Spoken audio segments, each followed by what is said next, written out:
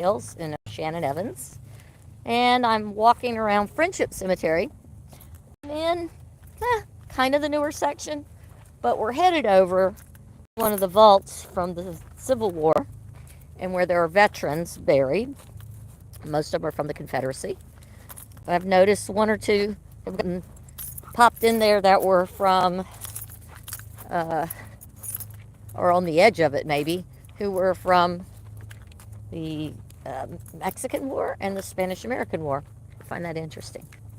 Somebody asked me when I do my shorts and I do my research, why do I do very few shorts on women?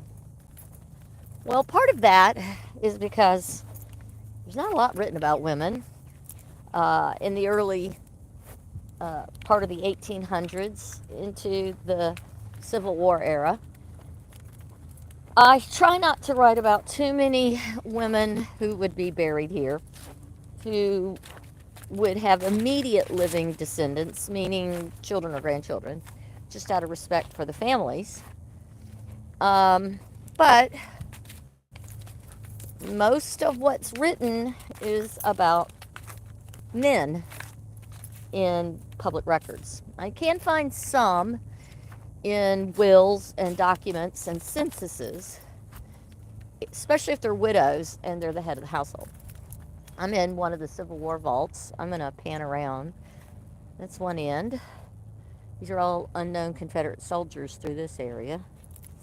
And then we go up here, and you can see it goes on. And there's the nurse that is thought to be a woman, but I have my speculations based on history that might be a male nurse.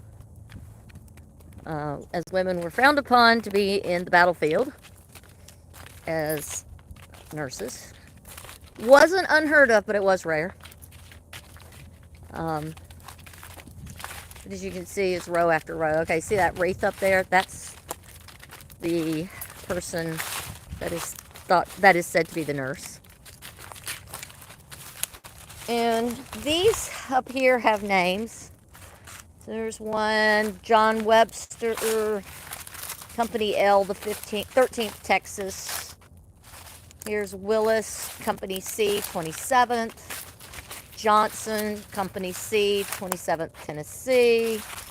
Whitsworth, Company N, 1st Texas. A lot of Texans fell at, these are all people who fell at Shiloh, were either injured. Most of them actually died from disease, not from injury. That one's Company K, 25th Alabama. W.C. Story. Oh, there's a Faulkner, John Faulkner, Company C, 27th Tennessee. This one, W.L. Hamilton, Company A, Bell's Battalion Cavalry. Anyways, back to my story about women. There are very few pieces that we can find about women unless they left a journal or a diary or something along that line from pre-Civil War era.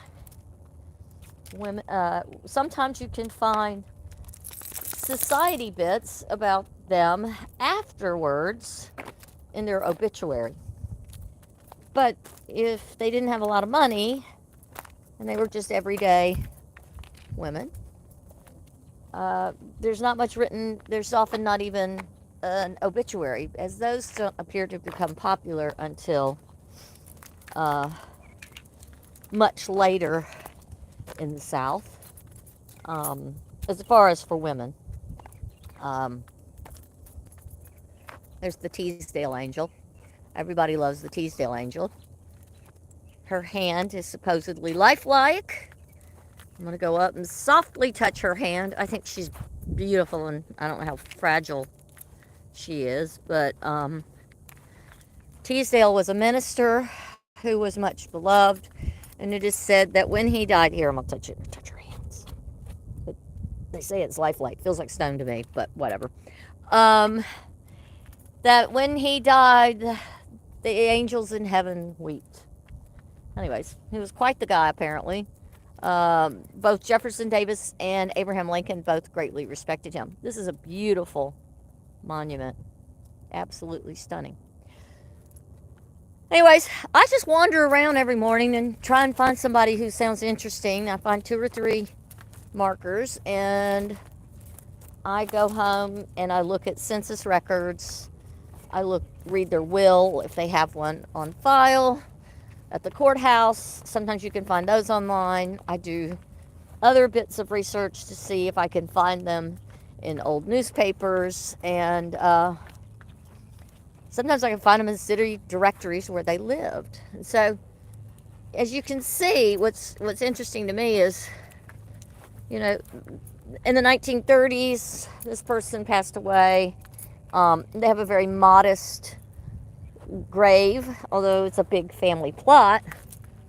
And then you have this guy and his wife, apparently spent a lot more on the afterlife for their relatives. They have these massive, and John Rupert Baird was a very well-to-do man, and clearly it shows in his burial marker. And he has a very large family plot. It's actually a double. So they had a lot of money. And they have marble pieces that mark theirs. This is the Jewish cemetery. We had a fairly large Jewish population in Columbus in the mid to late 1800s and into the 1900s. We still have a sizable Jewish community here. We have a temple. It's called Covenant Cemetery, and it goes back to that line of trees back there. Now, I might run out of battery, but if I disappear, I didn't quit on you, I just ran out of battery. We're back to the second vault where we started of the Civil War Cemetery. As you can see, it still goes further back. We're back into the rows of the unknown. And there's another Civil War vault way over there in the tree line, and we'll go over there if my battery lasts. Although I'm getting low battery warnings. But back to women. Women, while they were making huge contributions to the community in the way they raised their children, worked in the shops, ran big farms, educated the children in this town, they weren't necessarily written about in such a way that it has lasted through posterity in early writings. So when I try to piece together stories about these people, it's not always easy, and sometimes it's hard to even find information that would take up one whole minute unless I concentrated as well on their spouse. And so it ends up being more about their spouse